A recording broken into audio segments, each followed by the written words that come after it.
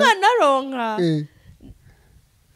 ibere neza ukagira ngo ni isogisi rishaje nta mashereka ntaki uricara agahinda kakakwica wa muntu nawe utizera Imana akavuga ngo ubu nabyariraga iki mwijuru se aho yiberaga nta misoro ihaba mwijuru aho yiberaga nta yirondo nta y'umutekano mwijuru nta n'ibishingwa haba nta esase yahenze nta bishyimbo nta nyabarongo yuzuye nta imiceri yarengewe mu gishanga nta kurwaza nta kurwara nta gupfa nta gupfusha ibyo bihe byiza yavuyemo akaza mu bihe bibi gucungura umuntu n'uwo yacunguye ntabimenye uwo mubabaro ni mumbabarire di uhagarariye indi mibabaro yose nuvuga ngo Yesu ngo bamvuze ariko guhingiye ngo ukuntu bamuvuze nubwo Yesu ndashonje ibi bintu ndabivamo arakwereka ukuntu abigishwa be bari amahundo ariko wa gatandatu amasaka mabisi yego numubwira ngo barampagurukiye arahita kwereka ukuntu bamujyanye kwa Pilato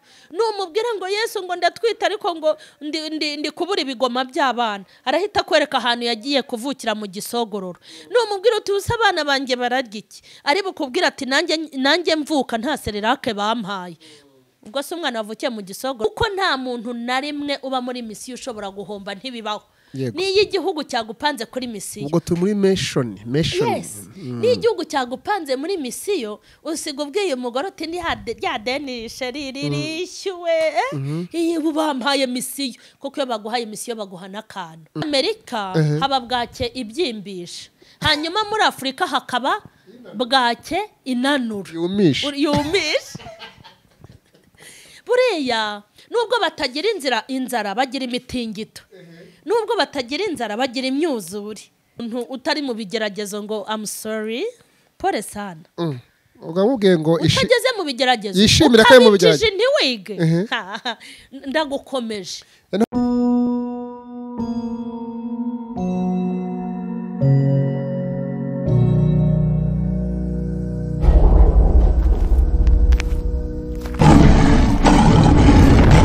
Yes, ibihe byiza nshuti z'umusaraba muri Imana ganze mu buzima bwanyu kwindwa n'Imana bigwire muri mwe twishimishijwe no kiganiro gifunguye kandi ngushimira ko wakoze subscribe cyangwa s'abone utarayikora uyikore turi kumwe mu M.Charlene official ni YouTube channel yivuga butumwa shire ibiganiro bitandukanye mwagiye mukunda ikiganiro cyitwa umusirikare ikiganiro kigendanye n'ingo n'ikiganiro n'ibindi biganiro byinshi nago meruka nago mbyibuka uyu munsi tugiye gutangiza ikindi kiganiro cyiza nge nitwa Ndamukunda Patrick naje gukora umurimo w'Imana kwa M.Charlene abantu benshi banze kumubwiriza TV ariko uyu munsi naje kusura no mubyeyi kuko ndamukunda umeze gute M.Charlene ndakomeye ndashima Imana egereze yo ndangura amajwi mwumve neza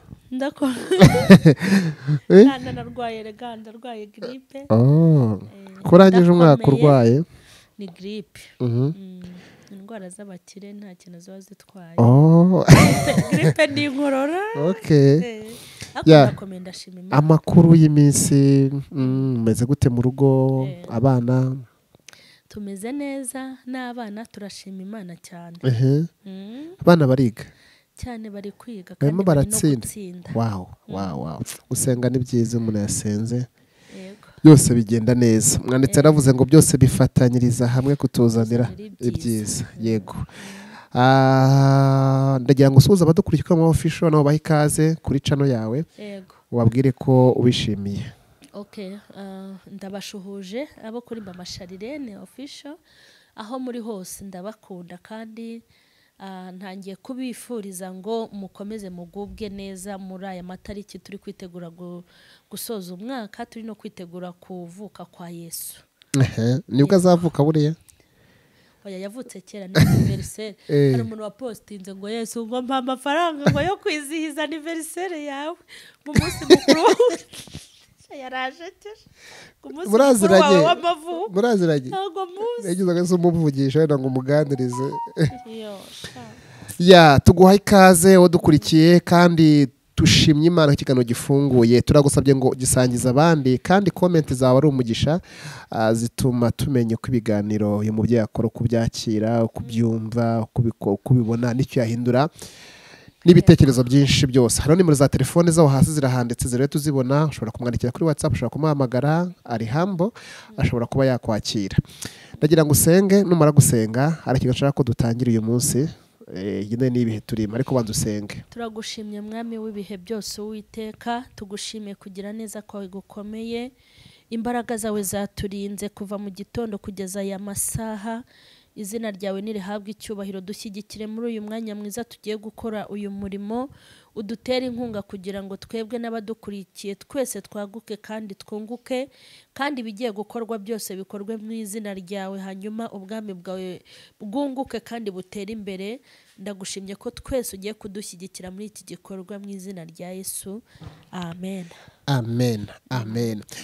Turi mu minsi mikuru turimo turinjiramo ya Noheli n'Ubunani, ni iminsi hapfa ibikoko byinshi. Kuyu Noheli hapfa ibikoko byinshi. Ibikoko? Si ibikoko se biriya? Kuvuza ibikoko umuneta. Ni ibikoko bibana n'abantu. Koko ntabwo biribwa wese, ibikoko ntabwo biribwa n'ukuri. Icyo kizina niki? None se warya igikoko? Byahoze ari ibikoko bihindurirwa izina bimaze kugera mu bantu, ariko byari ibikoko. Okay. Ubwesheje imvugo ya kera ariko byabaye amatungo. Yego. Aha, ndagira ngo twibaze ku iki kintu, ubuzima bwa Kristo benshi bavuga ko ari ishuri rikomeye. Ariko tubihuze n'ibihe turimo.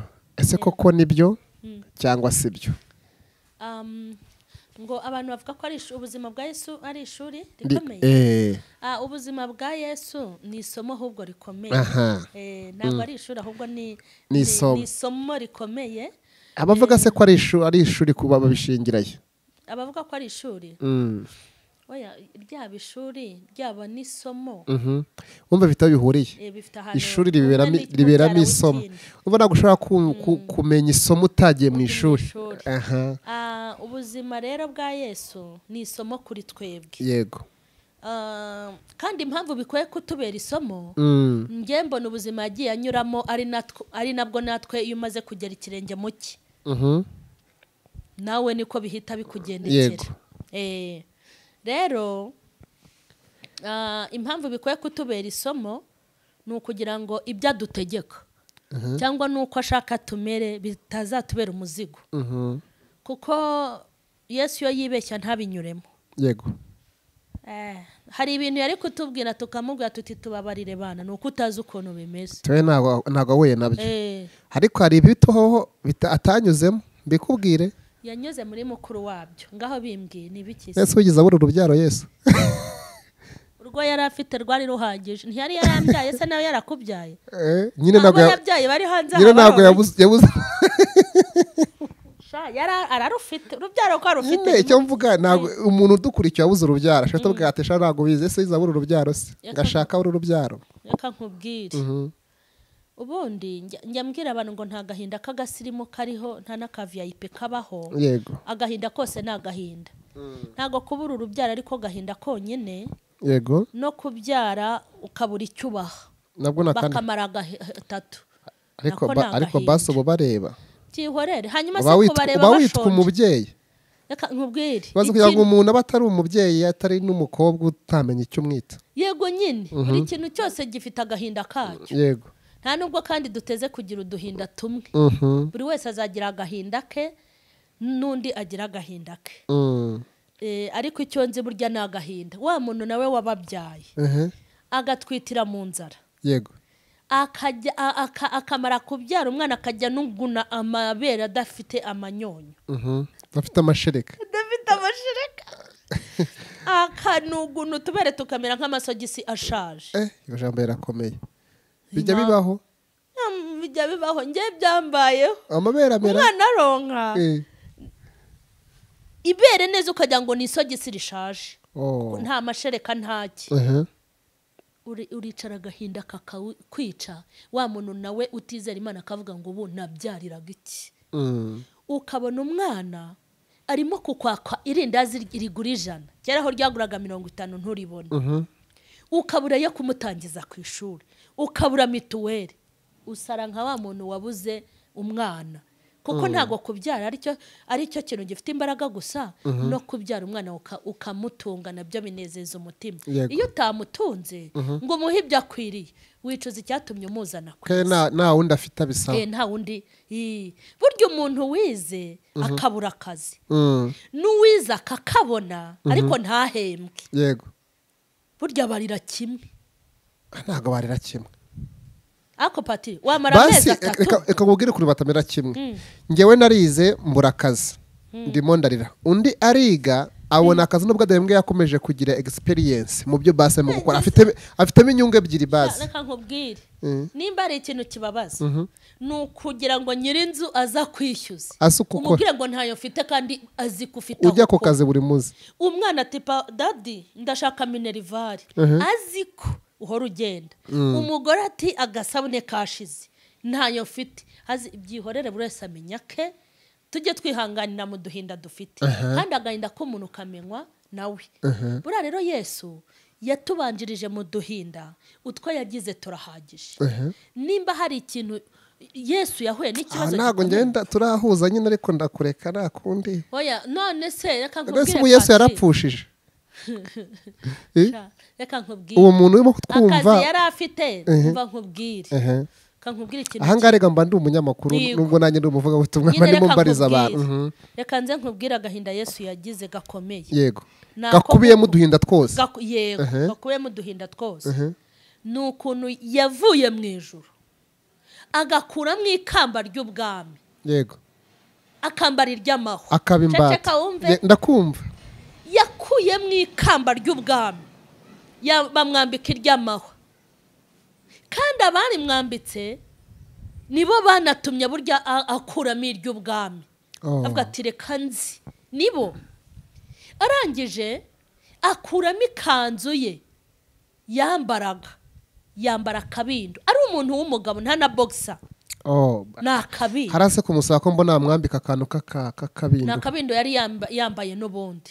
Uri kumva? Hari abavuga ngo karaba bagashirayo kundi ngo yambaye ubusa buri buri. Hanyuma ikindi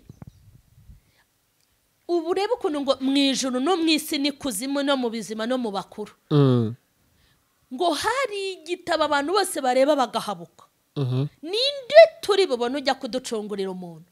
Abantu bose baratitira. Ngo urebye umubabara ati ntaho ngiye. Urebye wese agahabuka ariko Yesu aravuga ngo ngewe data ntuma. Yari yamaze kubona ukuntu bamukora mu bwanwa ari umuntu w'umugabo. Yari yabibonye ukuntu bazamujomba amacumu, ukuntu bazamutera ibintu byose yari gukorerwa. Yari yamaze kubibona. Ariko agira urukundo ndi. Abo bazabimukorera nibo yahereyeho akunda. Yego. Arangije Yesu araza. Ikintu giteye agahinda rero ni ukuntu icyubahiro yazanye n'urukundo yazanye. Ntago ariko twamwakiriye, siko twamufashe. Mwijuru se aho yiberaga nta misoro ihaba. Mwijuru aho yiberaga nta yirondo nta y'umutekano mwijuru. Nta n'ibishingwa haba. Nta esase yahenze nta bishyimbo nta nyabarongo yuzuye nta imiceri yarengewe mu gishanga nta kurwaza nta kurwara nta gupfa nta gupfusha. Ibyo bihe byiza yavuyemo akaza mu bihe bibi gucungura umuntu n'uwo yacunguye ntabimenye. Uwo mubabaro ni mumbabarire di uhagarariye indi mibabaro yose. Yego. Muze kutubwira muri comment niba ariko namwe mubyemera. Ariko buriya ni kumukoze Imana bayabihishuriwe. Nene uravuga ati rero Yesu kumukurikira cyangwa kumenya Yesu n'ubuzima bw'iki kumwigiraho. No kumwigiraho nicyo urimo kuvuga ikiganiro no gutanya abantu ugaragaza ko Kristo ari kumwigiraho.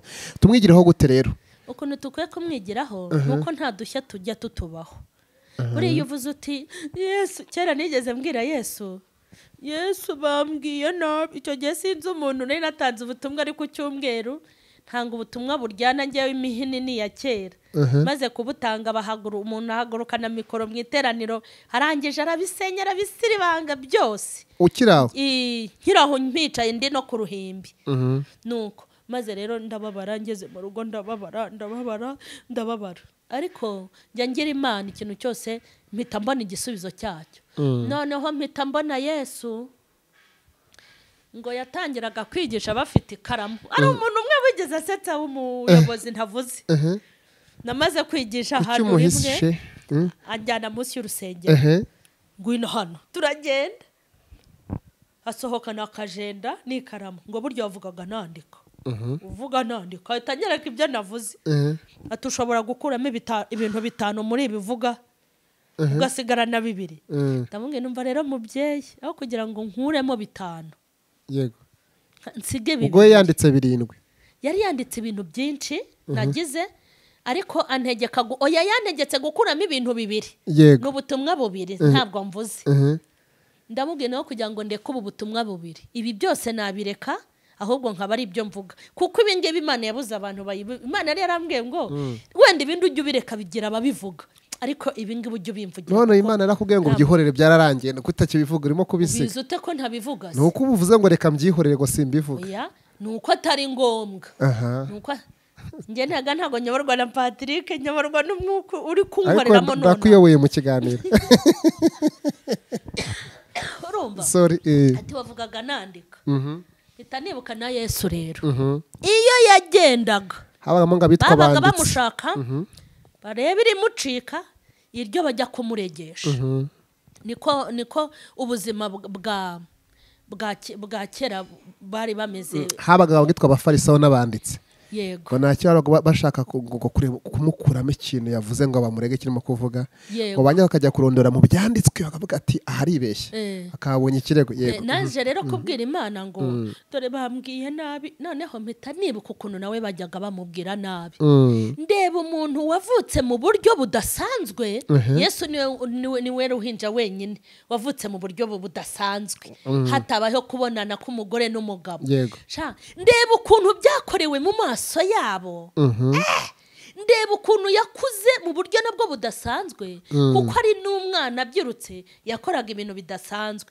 n'ibisubizo yabahaga baravugaga bati uyu mwana ntago agize gute ntago asanzwe hanyuma mpita ndeba 5,000 yagaburiye sanga ngewe no mu mudugudu nta n'abantu 15 wenda nagaburira mpita ndeba indwara yakizaga sanga ngewe nta n'umuntu warwara gripe ngo musengere ngo akire nahera kuri yanjye yanzengereje hanyuma mpita ndeba ukuntu yari yitondaga afite umutima mwiza nta kintu apfa n'abantu ndeba ukuntu bavuze ngo ni umukuru w'abazimu ni umukuru w'abadayimoni ndavuga nti naho Yesu yari amabuye naho ngewe rwose ibyo bankorera biroroshye kuruta ibyo bakankoreye bitanumva nanjye niki nisomo nuvuga ngo Yesu ngo bamvuze ariko guhinginga ukuntu bamuvuze nubwo Yesu ndashonje ibi bintu ndabivamo arakwereka ukuntu abigishwa be bari amahundo ariko wa 6 amasaka mabisi yego numubwira ngo barampagurukiye arahita kwereka ukuntu bamujyanye kwa Pilato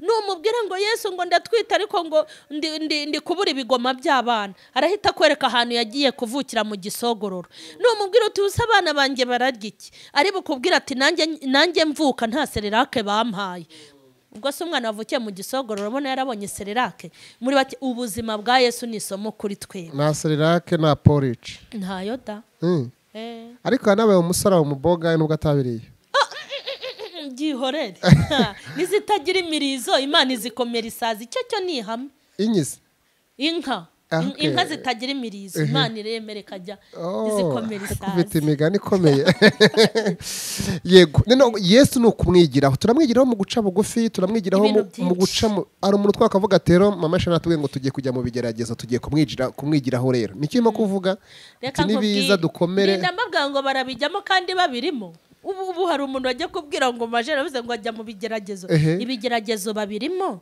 ahubwo ndimo kubigisha ukuntu bazitwara mu bigeragezo Yesu yagiye aharanira gutsinda yatsimbaraye kuri Misiyo yari yaramuzanye impamvu atarebye hano na hano afite target yari afite Misiyo avuga ati Misiyo yanjye niyo finale kandi batera aribwo buzakwigisha gukizwa neza nimba hari amanota ukwiye kuhagirira bwira Imana ngo mpa kwiga neza iri shuri uzarinkuremo nta n'agasatsi ko ku mutwe kangiritse kuko uko biri kose nimba Imana ishaka kukwigisha kugira ngo ukomere uzakomeza abandi ukaba uri kwiga kandi ukaba utarakomera byose ni hahandi ntago yenda kugukura aho hantu kuko utarakomera. Ugomba kubanza gukomera kugira ngo uzabone uko ukora iby'ubutwari.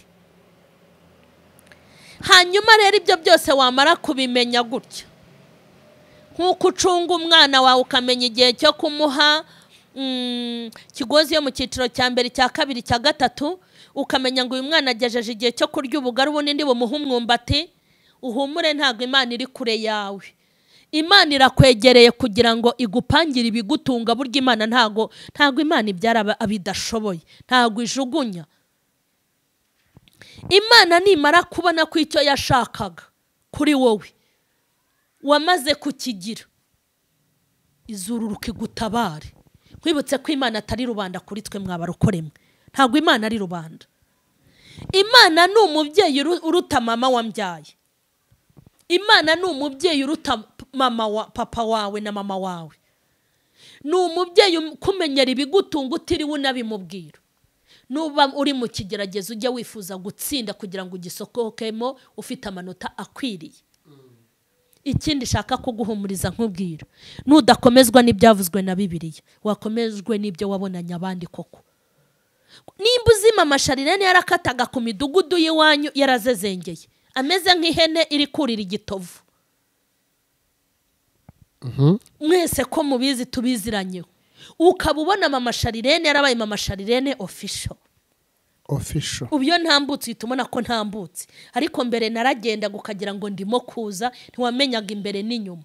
Ubu ko kudakomejwe n'ibyo usoma muri Bibiliya, ntago wanavuga uti yagaburiye M.Charlene iyamuhembuye akabageza aho ageze, nanjye izangirira neza. Reba n'umwe muririmbana yabikoreye, reba n'aba bari gutanga ubuhamya. Aba bose ni ibihamya by'amaboko y'Imana. Ugire ihumure kandi ukomere, ariko mu gihe itaraza. Ndakwibutsa akantu kavuga ngo kuyituka, kuyibwira nabi, kuyikanga, kuyikangisha amasengesho, kwitotomba no kwinuba, ntago bijya biza n'isaha y'Imana ngo ize kare. Nagusabira kwiga neza, naho ubundi kuza Imana izaza. Yego, uzabigaruka mu biganiro bitandukanye kuri iyi ngingo yo kwigira kuri Kristo, ariko ndagira ngo usengera abantu. Fata umwanya usengera, numara kwasengera dusezera abantu, tuzongera tubane mu bindi biganiro. Ureke dusenge. Ariko ndibutsana ko telefone zawe zanditse aha ngaha. Yego. Bakuvugisha ufite ugize ikibazo kumugisha ku byo utanze za kukuvugisha. Yego. Mureke tubasengere kandi nimukomere. Ahari kurira kwararira umuntu bwa kimpundu zikavuga, ntago amajoro yose azakomeza ari amajoro. Hari igihe Imana izazana amanywa ku muzima bwawe. Giye kugusengera kugira ngo ukomere kandi wige neza mu ishuri ryawe. Tuzafatanya gushima, ndabizi. Ndi umugabo wo kubihamya. Imana ni Imana y'imirimo kandi ni Imana y'ibikorwa, ntago ari Imana y'amagambo. Ndagushimye Mwami wacu kubw'uyu mwanya mwiza w'umugisha wo kongera kwamamaza imbaraga zawe no kuvuga yuko utabara. Habwa icyubahiro kuko wadufashije kugira ngo tuvuge ibyubaka imitima y'abantu ndetse n'ibintu bibigisha iby'ubwenge ubuhanga bwawe. Mu izina rya Yesu Kristo w'i Nazareti sengera abadukurikiranye, abari mu kaga no mu makuba, abari mu byago no mu bigeragezo, abagoswe impande zose bamenye kuri umurengezi ukaba n'umutabazi wabo. Nureme ihumure ku buzima bwabo, nureme ihumure ukure wihungabana, nubaremere ubuhamya, ubaremere ibyabafasha, ubarwanirire kandi bahumurizwe ndetse bakomezwe n'iki kiganiro. Bagutegereze bakurindire bihanganye, bamenye kuri Imana y'imbaraga zikomeye. Urakoze, ndagushimye ko dushyigikiye mu izina rya Yesu. Amen. Amen. Arakoze cyane M.Charlene. Mukore subscribe kuri ino channel M.Charlene official, munakore share, mubisangiza abandi, mushireho comment, ibitekerezo byanyu abikenewe. Asigaye no kwesha izifansa handitse s'abonner ariho ukora, urabo ubanye natwe mu biganiro tuzadukora buri munsi. Yitwa M.Charlene, turagushimiye cyane. Naho ubutaha muvugishe kuri zo numero zanditse aho ngaho. Imana iguhe umugisha kandi ganze kwifuza kwawe. Wasezera dukurikiye. Murakoze cyane.